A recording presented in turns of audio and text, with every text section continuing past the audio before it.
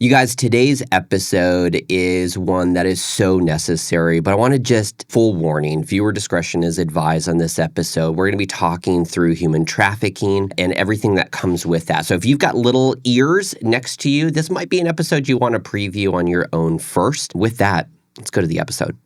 They're thinking probably at least 1,000 women brought in during the World Cup to be trafficked. I was in federal law enforcement for 21 years. I was a senior probation officer for the Western District of Missouri and God's on a rescue mission, right? I'm running special ops. So imagine the same person who is raping you is also saying, let's go to McDonald's. Yeah. And sometimes there's this thing where you choose the chains of familiar instead of future joy. Well, welcome to Packed with Purpose, Care Package Inbound podcast. Care Package Inbound exists to deliver hope. And listening to this podcast, you get to be a part of that hope. My name is Chris Youngdale. I'm joined by Jessica Sylvie. Today's conversation, you guys, is a really important one. We're talking about the heartbreaking connection between foster care and the realities of human trafficking around the world, but really bringing it home here to Kansas City. And with things like the FIFA World Cup coming up, this is a reality that is just exponentially growing and can be something that we really need to talk about right here, right now. We're also going to be talking about hope, though. We're going to be talking about people that are sitting in impossible situations and refusing to look away. And one of those people and one of those organizations is Stephanie Wiley. She's the Executive Director of RPOR, Relentless Pursuit, Outreach, and Recovery. And they're an organization that really is on the front lines of human trafficking every single day here in Kansas City. So, Stephanie, thank you so much for being here. Thank you for having me. I'm excited. I am too. I know that this is a heavy topic, but it is one that I think we can't shy away from. We need to sometimes sit in the uncomfortable and talk through it. But before we can get into that, tell us a little bit about you. I know you've got a background in law enforcement and a vast resume. Yeah, I don't know which is more daunting, my resume or the topic. Yeah, fair. I was in federal law enforcement for 21 years. I was a senior probation officer for the Western District of Missouri. I was a level 3 contracting officer, and I actually contracted for treatment services for sex offender, substance use disorder, and mental health. I was introduced to RPOR in May of 2021, and could have fully stayed another, 7 years in my career, but God had other plans, and I ended up here as executive director. And you had shared actually a while ago, we had talked through this, and I just think it's a really cool moment of you had actually put in, if I'm remembering this right, you had put in your, hey, I'm going to retire date. And you had nothing lined up at the time. Is that? Didn't. That's correct. So, yeah, I started reading a book by Joyce Myers called Do It Afraid. Okay. And in June of 21, the Lord was like, you're going to be running RPOR. And I was like, no, I'm doing really well where I'm at. I've still got time. He was like, no, you need to do it on Monday. And so I did. I went in and turned in my retirement paperwork for the end of the year. And then I just waited because you can't push God. You can't move him, nor do you want to. It's part of the faith walk. And so I waited. And in the meantime, he was like, oh, by the way, you also need to put your kiddo in private school. And I'm like, but you just told me to retire. But you do it afraid, right? Yeah. And so I waited. October rolled around, and I'm like, I'm retiring in 2 months. I'm going to substitute teach. Nothing against substitute teaching, but I'm not really a kid person. Love my own. Anyway, it was the end of October when RPOR reached out, and they were like, hey, would you be interested? And I'm like, oh my gosh, I'm so glad you called. Yes, I'm retiring in 4 weeks. So, yeah, it was a total faith walk. Gosh, I love that. Yeah. I love how God works and you could just step out there. I mean, similar to what you've talked about on this too, right? It's like, I don't think I'm qualified to do this. And then you're just like, God's like, nope, you're going to. Well, it's like qualifications is one thing. You're overqualified, I think, in some ways. But I think a lot of times we just don't see how a gap can be bridged.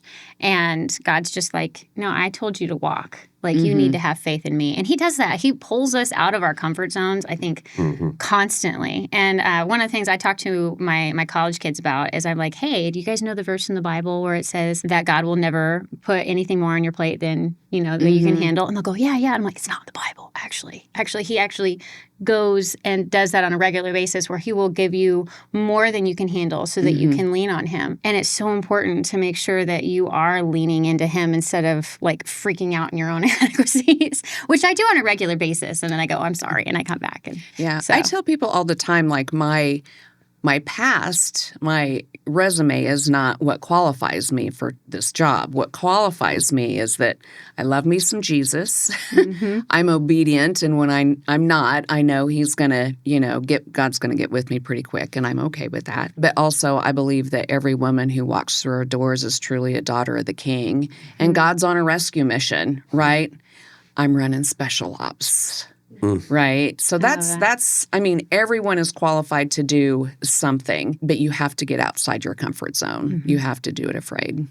I think one of the things you're talking about, like every single one of those women is a daughter of the King. When I went to RPOR, the building itself, like I went twice. The first time, like you guys are on Rainbow Boulevard.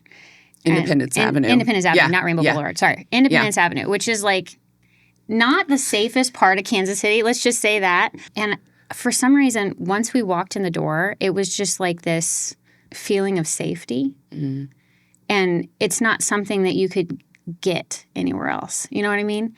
Like I could walk through and you're just kind of like, no, this place is protected. And you can feel God's hand on that ministry. And I think it's so beautiful. It is. So. It is. Thanks. I want to jump into what RPOR actually does, but maybe for our audience, before we jump there, Stephanie, do you mind walking us through, like, what is human trafficking? For those who may not be super familiar with it, they might have heard of it. I have plenty of people in my life that I've talked through human trafficking. We've raised donations and funds through my business to actually give to fight human trafficking. And I've had people come up and say, "Hey, this is great, but like, is this even an issue? Isn't this like?" all of the movies that we see of overseas and somebody gets kidnapped and all of a sudden they're thrown into human trafficking, and this is something that doesn't happen here. But that's not really the reality. So do you mind just kind of talking through that a little bit? Yeah, so human trafficking essentially is when you have someone who's using coercion to get someone else to do something. So it can be sexual exploitation. It can be domestic, like where, you're working at sweatshop. It can be domestic where you're forcing someone to clean your house every day. But there's always this feeling of you owe me and you're trying to pay off a debt. Manipulators use a lot of different ways to manipulate vulnerable victims into believing that they don't have a choice. But human trafficking it can be essentially 3 different ways, but it's all about coercion and control. Yeah. Who would you say are the most vulnerable to human trafficking? Honestly, foster kids. Because everything that put them into foster care to begin with makes them a vulnerable victim. They come from a rough family. Maybe they were sexually abused in the foster home. Maybe they were physically abused in the foster home. Maybe it was just unstable in some way, but just the reasons that put them into foster care that make them an easy target for perpetrators. And then we expedite that by the amount of teens that we have currently in foster care that don't have any stable home environment because they're moving so often and oftentimes get put into group homes. It's really a lot. And then you and I talked one time about kind of how that happens with how they start contacting them and how the Johns kind of start that relationship.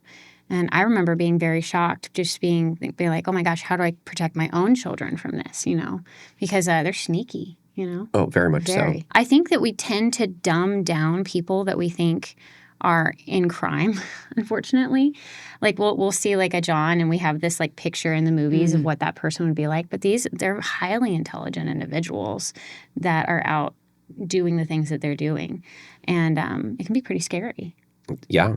I mean, the vulnerability, like we're talking about, like you were saying, something that comes to mind is we think that it's this huge, epic, in-your-face, obvious kind of evil. Yeah. But it's not. It's how the enemy works. It's like these tiny little things. It's a quick message on Instagram, Facebook, any socials or text message or just a compliment. It starts really small and it seems really innocent. And that kind of leads me to what are some of the things that traffickers are looking for? Like what are they actually looking for in that vulnerability? Who's somebody that they would target? Yeah. So, back in the day, we called it the free candy van, right? Yeah. The van with no windows. Gone are those The ice cream days. truck. It is, yes, it's not that obvious. Kids overshare on social media, right? So any perpetrator can get on Facebook and Instagram and see that someone is insecure, that they just had a fight with their girlfriends, if they just had a fight with their parents, that they're wanting to run away. And so just to pop in and just say, hey,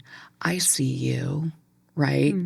That, I mean, how many words is that? And all of a sudden it's like, oh, someone's noticing me. Yeah. I would never treat you that way. I will get you some new shoes. What do you need? Because they're already vulnerable and hurting, right? And it doesn't take much because they're so hungry for any kind of attention and something different than what they currently have because they're not happy. So you've got this perpetrator coming in and say, what do you need? I'll help you. Let's talk through this. And if they're already looking to run away, then all of a sudden they have a safe space to run to. Correct. Yes. Yeah. Man, that's scary. My daughter's 11 and just getting into those parts in her life. Like she's not allowed to have social media because I'm paranoid. But yeah, like I know a lot of her friends that I could feel like would be targeted in that way just because of oversharing. Not that they have bad lives, but because teenagers are full of angst. Like I remember what I was like when I was a teenager. And I had a really good life. Yeah. And they're just wanting independence, right? Well, to have independence, you have to have your own money. Even college age students, I remember my daughter telling me that a friend of hers would have pictures taken of her in lingerie. And she would get to keep the lingerie. And my daughter was like, it seems like such a good deal. And she gets money for referring people to this guy. And I'm like, she's called a bottom. She goes out and recruits other girls who want money. And I'm like, you don't want any part of that. But I'm so thankful that my daughter called and asked me. And this was even before I was with RPOR. But it's the money and someone buying you nice things. Yeah. And I think that's really easy. That's a connection in foster care. I think that's a connection no matter where you are, whether you're in just maybe a stable home, maybe a broken home, or you're in the system. But it is hard to find money when you feel like you have to take care of yourself. And I think that this is where the vulnerability in foster care becomes so much more prevalent with the connection in human trafficking because you're like, well, I'm on my own. I need to take care of my own. I'm trying to find a job, but maybe I don't have great transportation or maybe nobody is hiring me right now or I don't think I have the right skills and I'm trying to make money. There's a story, my church actually, my youth group did Switch Fights Human Trafficking Night the other night. And there was a girl that shared her story of exactly that, where she was trying to find money. It was about money. And she was in foster care and she just wasn't able to get the money that she needed to be able to make a living, and she was about to age out. And there was a girl that she had met in one of the homes that she was in. She just ran into her in the park one day, and she was like, how are you doing? Doing good. And she was like, I'm just out here, just trying to make some money, looking for some jobs. I'm just not finding them. She's like, oh, you need money? And that was the end. And she was out there recruiting, like you were talking about. And then she got thrust into this life of, well, just not a fun scene. Yeah. And her body was used in lots of ways. And thankfully, she has been able to come out of that due to a lot of resources, organizations like RPOR and many other throughout the U.S. But it's a dark scene, but it is the reality of it. It Yeah. starts with something simple and innocent and, oh, I've got you, and you can make X amount of money and just do it one time. It's no big deal. Right. So the statistic is the average age that a girl is first trafficked is 12 years old, and she is trafficked a little over 5 times a day. So one of the girls tells a story about the first time she was trafficked. She was 14, but they dressed her up so she looked like a 10-year-old. But her first buyer was a doctor, and he gave her 6 crisp $100 bills. And she said, I will never forget that moment. She felt like it finally gave her independence because she made $600. Wow. You know. But again, it was that vulnerability that was exploited. It's very sad. I think a lot of times just talking through all of this, and something that I think we tend to do, especially around Kansas City, is we see people on the street and we see people in this life, and we make assumptions of the choices that they made. Like we put our own ideas, our own stories on top of the reality of how they got into these things. It's so imperative that we step back from our own assumptions in these cases and just love them. Like you said, they're all daughter of Christ, whether or not they know that yet. But it's the same like for, sex trafficking victims, for people that are on the street, people that choose to be on the street, is to make sure that you approach this with compassion and not your own assumptions. But still being aware, obviously. Right. You can't be dumb. Right. You can be smart and loving. Yeah. I think we do that, though, so we aren't obligated to do anything, right? We think they chose it. There's ways out, there's resources. So the fact that they're out there, that's really on them. And I think we do that to normalize it and to not get involved. Well, on that topic, like one of the things I think that people misunderstand specifically with RPOR is people want numbers. People love numbers. They're, how many people have you gotten out of the life, or have you improved and stuff like that? And like I think you have roughly 40 women and girls that go through your doors a day, right? But people want to know how many you've gotten out of that life. But they don't understand the dynamic and the emotional attachment of how long it takes for that person to get out. Because they think someone's going to go through the door and they're going to be like, yay, I can get out. And they're just going to leave. But they don't understand, like, they're still emotionally attached. They still have things keeping them in place that aren't necessarily visual things. Can you explain that a little bit? Yeah, that's good. So last year we had over 695 women come through our doors over 9,000 times. I consider 695 to be our success story because we don't know what it took for them to get there. We had a gal who came to the center, but she literally would stand outside the door because they think we're snitches, right? Their pimps tell them that we're snitches and don't go in. And so she would stand out the door, but she kept seeing, we saw this day after day, but she would see the girls come and go. And so we finally got her through the threshold of the door, and she stood by the door, and we went and got her something to eat and drink, and she stood there. And pretty soon she came further in and got an outfit. But we don't know what it took for them to get there. Some of them, it could have been days since they've eaten or drank because they didn't meet their quota, right? So you don't get basic needs until you meet your quota. So it could have been days since they've had anything to eat or drink. Yeah. We don't know what they went through within the last 24 or 48 hours just to get there. We see it when they walk through the door, but we don't know what it was. We just know there was trauma. They're broken. Mm-hmm. How many of them truly think that their John is the one that loves them? Oh, there is a thing called trauma bond. So imagine the same person who is raping you is also saying, let's go to McDonald's, right? The same person who is abusing you is the same person who's providing you everything that you need. Yeah. And sometimes there's this thing where you choose the chains of familiar instead of future joy because I know I can survive one more day. I know I can survive one more hour. But if I choose joy, if I choose future joy, that means I have to trust somebody. They say they're going to do what they said they're going to do. Yeah. And it's And uncertain and uncomfortable. yes, change is hard. I mean, think about when you try to start your New Year's resolution and going to the gym, right? That's hard, but you have to be very consistent but intentional. Intentional, yeah. Yeah, you got to drink your pre-workout the second you get up if you're going to the gym in an hour, right? Like you have to be very intentional about the change, but you have to trust your trainer. And you have to get there. Actually, we see Yes. it's a good comparison because I see time and time again in my gyms where people will drive up. They'll have scheduled an appointment to come into the gym. We'll see it on the schedule. They drive up.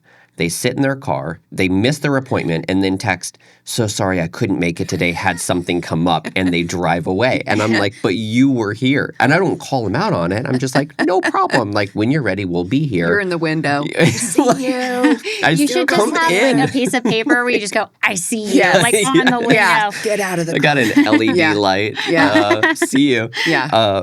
But I mean, it is tough. Like just getting there, and that actually connects to the story you were talking about with that lady. That was just she kept coming, but just walking through the door. That sometimes can be the biggest hurdle. And once you do that, it's like, oh, okay, I can lift this weight, or oh, I can eat this food and get these clothes, and like, okay, like now there's some support. There's actually somebody who cares. Something that I think a lot of people don't know. And in this conversation, I want to just take it back really quickly on what traffickers do and something that you guys actually in RPOR help with. And that is when somebody is trafficked, a lot of their identity, like documents, everything is taken away from them. And this is another aspect of why do I stay?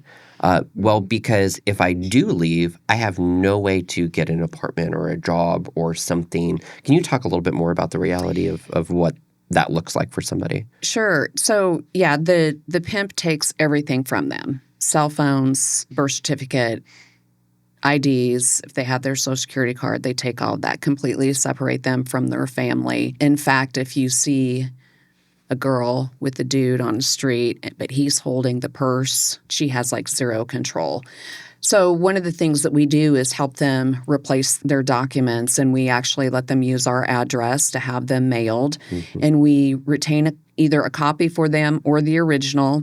And that's the big thing when I know that they're starting to get serious about creating an exit plan, like they're starting to think beyond survival mode. Yeah. That's when they're like, I want to get my birth certificate. Can you take me to the DMV to get my Missouri ID? My community resource specialist, God love her, she goes to the DMV every Tuesday. My Pray gosh. for her. I I have literally heard the DMV considered like hell on earth because Yes. like Yeah. they've even like done like spoofs of that is a portal too because Yes. it's awful. Yeah. What an angel. That's amazing. Yeah. But yeah, so I mean, for us, that's the biggest indicator that they're really starting to think. Yeah. How long on average does it, like, I don't know if you can actually put an average on it, but to get from stepping through that threshold to building the relationship to the point that they want to even consider getting their IDs back? Like, because I think that I really want to break the idea that you guys do this in a week. You know, I think so many people are thinking, oh my gosh, we'll get from point A to point B in this amount of time. Like, it takes time, dedication, consistency, not pushing, being loving, like just creating that familiarity with yourselves, making them know that you're not snitches. Like, what does that look like? I don't know if you can even do an average. Well, I can't because it's just so individualized. It just depends on the trauma that they've experienced. I wish that it was a one and done. They walk in and we save them all and we open up a yoga shop. Yeah. Right? It's a marathon, not a sprint with these women. And you really have to be okay with walking out their journey, and it is their journey into hope and future and freedom. I mean, it could take years. So, yeah. So people, instead of people thinking, oh, this is going to take a week, they need to start thinking months, years to possibly ever. Because, like, I know you. I know your team. And that you guys are not ones to give up. And I know for a fact you probably have some people that have been coming for years and years, and you love them the same way as when they walked in the first time. Yes. And it's beautiful. It is. And so the gal I was referencing earlier about being trafficked at 14, she's one that she would come in all the time, and probably about year 2 or 3, we started the process, birth certificate, Missouri ID. We connected her with treatment, trauma-informed treatment, and did ETMS treatment. And then we had partnered with a guy who renovated homes, and he needed someone to clean the homes afterwards, which cleaning was her thing. So we connected her with him. She had bought T-shirts with her business logo and got all of her cleaning supplies, but the day came, day 1, she couldn't do it. Like in that moment, she chose the chains of familiar, right? Because she knew that. She didn't know what would happen when she started cleaning houses and started earning an income in a different way. She still comes in. We don't treat her any different. We still love on her. In fact, I texted her this morning. She's, at her funeral for her mom. And I mean, you have to be willing to walk it out with them because it's on their pace. And I do it because I know the next time she's going to get further in her journey of freedom. And I want to be there for all of it. Not just, the ups, but for the downs too. Amen. I mean, with the FIFA World Cup coming up in Kansas City, obviously throughout Mexico, Canada, other cities in the U.S., but Kansas City itself for this topic, for human trafficking, tends to be a hot spot. Is there any reason kind of why? Why Kansas City of all places? Yeah. So Missouri is actually number 3 in the United States per capita. And considering human trafficking is very underreported, right now they've identified a little over 500 women as being trafficked in Missouri, and we have 695 women walk through our doors. Kansas City is a hub because it's in the middle of the country. We have major highway interstates that run north, south, east, west, easy to get girls in and out. We also have some major sports teams here, and anytime there's a big sporting event, there's going to be human trafficking. So we know that, yes, there are going to be women brought in. They're thinking probably at least 1,000 women brought in during the World Cup to be trafficked. Yeah. But we also have women who live here are going to be exploited too. Yeah. Wow. That is sobering. That's a really hard statistic. Something that I was reminded of, you just recently had a gala for RPOR. Yes. And there's a gentleman that got on stage that I think gave insight into the mind of, you were talking about sports teams and women being brought in, and there's kind of the thought of, on our side, it's like, well, that's just absolutely disgusting. But on those who are with these women, their mindset is, oh, no, they want to be here, right? And the guy who got on stage at the gala was like, hey, I just wanted to say I'm sorry. It was an incredibly powerful moment. And he kind of talked through the mindset of, they seemed happy. Like, I didn't think I was doing anything wrong. Like, they wanted this type of a thing. And that's just not the reality of it. Is that why we see such an increase among sporting events? Is because people just don't think through the reality of what's actually happening, and they're just like, oh, no, this is something that they want? Yeah, because the women are getting paid, it's okay. Like, I think it's assumed that they are there of their own free will. Okay. They don't know the other part of, what happens on the other side of that. The gentleman you're talking about is Neil Getzlow. He has an amazing ministry, and he has a book called Unmasked, but he specifically addresses demand reduction, which RPOR is going to launch that piece of our ministry in August. But the way he was unmasked was this gal went back to her pimp, and they started extorting him for money. So that's when he realized she wasn't there on her own accord, that it was about the money, and it was completely transactional. It was quite the eye-opener for him. The sex trade, it's transactional. That's one of the things we combat at the drop-in center. We give them services with nothing expected in return, and they're just not used to that. Even just hey, we're glad you're here. It's like, oh, do I need to pick up a cup? Do I need to sweep a floor? It's like, no, just come in, relax. But they're so used to everything in their life being transactional. You want a new pair of shoes? You have to do this. Do you want a drink of water? Here's what I need from you. And that's what's missing on the demand side is it's that instant dopamine fix that they're wanting. I want the dopamine right now.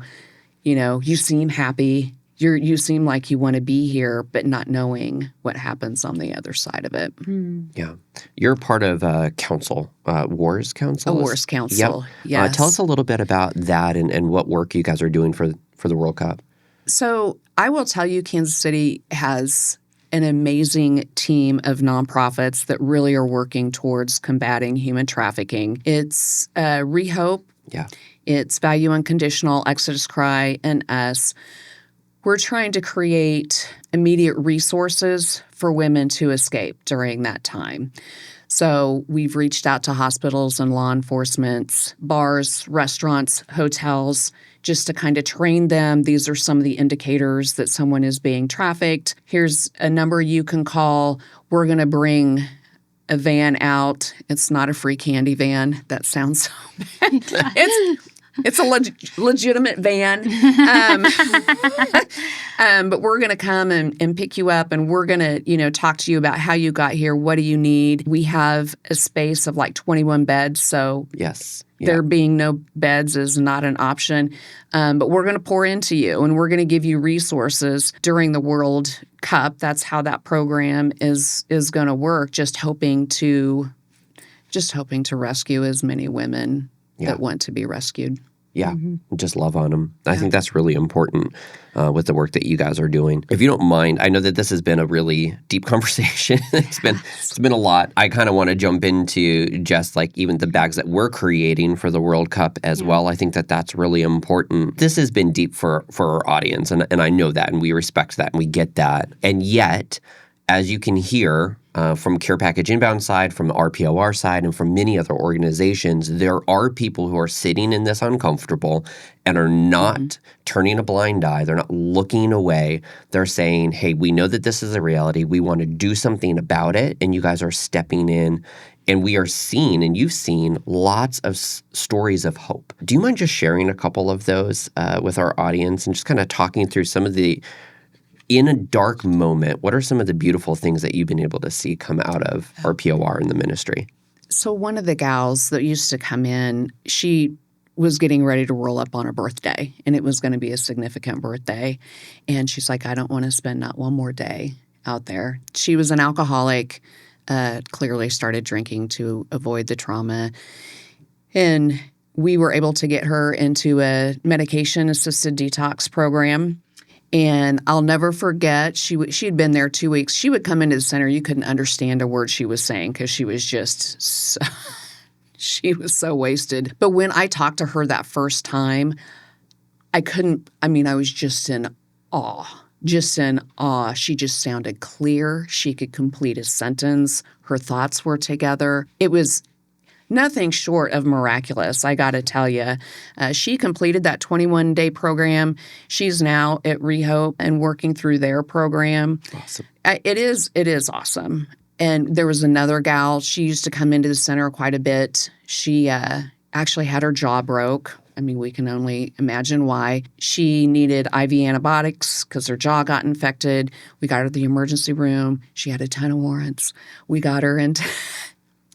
Clearing your warrants is a whole other story. Helped her clear her warrants. She's at Rehope. We were actually able to go and sit in on her graduation. And she got her some new teeth. She has her CNA. She's working. She's actually working at Rehope. She's got her warrants taken care of. She now has a car. She's living in a tiny home. There is hope. I can tell you the women, they obviously come in more than one time, but anytime they walk through the door, I see the relief on their face. We have a security guard there. You actually have to gain entrance. So just to see, it's like, I made it. I live in Fort Scott, but I drive an hour and a half 2 times a week just so I can see the faces and just so I can be a part of it. And you can't unsee that. It really is beautiful just to be a part of their journey. Yeah. And I'll just say the packages, the backpacks that you guys are doing, that's such a gateway. Just to hand someone a bag that says, these are things that I think you need, but I don't need anything in return. Yes. It's not transactional, but I'm thinking about you. If you need something, let us know. But we love you enough that we just want to give you a bag. Just let us know when you need something. But we love you. We care about you. I think it's Absolutely. just such a gateway and a great conversation starter for any woman who's being trafficked. Yeah. That's huge. We don't typically give backpacks For human trafficking, and although it is something that So we are open to doing whatever we need to do, and kind of wherever God says, here's how to use the backpacks. Typically, it is for foster care, as the audience knows. But do you mind sharing a little bit more about, like, why are we stepping in right now? What's the need? we distribute through quite a variety of, I call it the umbrella effect. And we have several umbrellas in our distribution network throughout Kansas City. And we start, obviously, when we first started, we were working with the social networks. So working with like Cornerstone and KBC. And then we got into police stations and hospitals. And when you're in those situations, like obviously our main idea is to make sure that when a child first enters foster care, they're able to have those needs provided for them upon placement instead of having to wait several days, right? But to do that, we would have to make sure that they were asked multiple times through multiple steps, basically. But being in those situations, especially the hospitals and the police stations, it's really hard for them to separate foster care and human trafficking. And so what we've been saying is foster care and police protective services. But then we've added the human trafficking element to it in full during this prep time before the World Cup. And one of the reasons is I reached out to one of my police contacts because we actually have our bags directly in the police stations. And I was like, hey, we have some teen bags ready for you. We'd like to refill your stock. How many do you need? They told us. And then my contact was like, hey, can we use these for the younger kids too? And I had two things going through my head for that. Number one is I didn't know you were out of the younger bags. We're going to fix that. And number two, why are we asking this now instead of before? Because we have bags from 5 to 6, 7 to 9, 10 to 12, and then our range of teen bags, which is all those different sizes. And so I told him, I was like, absolutely, you can, but are you needing the younger bags for the human trafficking? And she said, yes. So our police, as wonderful as they are, do not have crazy amounts of money to spend, and they don't have the supplies necessary to give children and women and people the supplies they need for their first 24 hours when they are rescued out of human trafficking. And so they asked us to supply that. And so what that meant, though, is we just made 420 teen bags. We're down to 55. We just made them last month. Yeah. And we didn't have any 5 through 12 bags. And so we are making an emergency packing event for our 5 through 12. We're going to have those prayed over, and they're going to go out before the 12th of June to make sure that the kids and the teens and the adults going into this situation have everything to just make them human again. Yeah. Yep. Yeah, so that's one resource, right? Just the backpacks. And again, we need nothing in return. We see the same thing in foster care too of, we'll give a child a bag and they're like, well, what do I need to do? Like, I owe you. And it's like, no, you don't owe us anything. Expound on that point is actually we've had talks with social workers where they talk about the fact that the bag is coming from an entity that they cannot repay. And it helps with the initial relationship with the foster parent, because if a lot of times what will happen is if a foster parent is the one giving the supplies and it's from them, then those children will go into a fawn response, and it can last for years. Oh, wow. And it is that give and take kind of mentality, but being able to give them something that there is no possible way that they could repay, because there's no possible way for them to get in touch with us and the way to repay it. They're able to kind of get through that initial response of I owe you for these items. It's just theirs. And I know you know that too. It's just theirs. Yeah. Yeah, that's good. Resources specifically for youth, I would say if you are fostering a kiddo or you know of a kiddo who's experienced trauma, I would highly recommend Value Unconditional. They are faith-based, but they provide amazing talk therapy, group therapy, mentors. We partner with them regularly. The Stop Trafficking Project with Russ Tuttle is pretty incredible. He goes into the school and he educates Yes. parents and kids what happens on social media and how you get groomed and how you can probably be sexually exploited without you even knowing it. Yep. We've also partnered with, I mentioned Rehope. They have a long-term treatment program. They have one for adolescents as well. So they work with adolescents and women. 199. I'm telling you, Kansas City is, 199, we really do have a wealth of specific resources for people who've been sexually exploited. We're really quite lucky, and we all work together. Yes. Like, we're not in competition.